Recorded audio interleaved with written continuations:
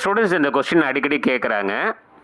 Hydrofluoric அமிலம் HF கண்ணாடி பாட்டில்களில் சேமிக்கப்படுவதில்லை, பாதுகாக்கப்படுவதில்லை, ஏன்? நீங்கள் இந்த பாயிண்ட்டை சொல்லணும். HF கண்ணாடியை அரிக்கும். ஹைட்ரோஃப்ளூரிக் ஆசிட் கண்ணாடி என்ன பண்ணும்? எட்சிங் பண்ணும். இப்போ கண்ணாடி பாட்டிலில் 2 பொருள் இருக்குது. SiO2ன்னு ஒரு பொருள், Na2SiO3 அப்படின்னு ஒரு பொருள்.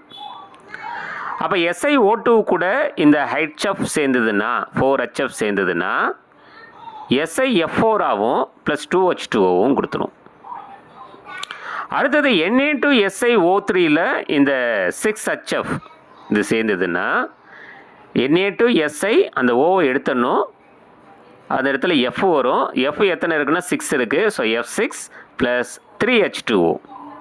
நல்லா பார்த்துங்க. ஃபஸ்ட் ஈக்குவேஷனில் O2 இருக்கிறதால 2H2O, செகண்ட் ஈக்குவேஷனில் O3 இருக்கிறதால 3H2O. அப்படி நீங்கள் ஞாபகம் வச்சுக்கலாம். சரிங்களா?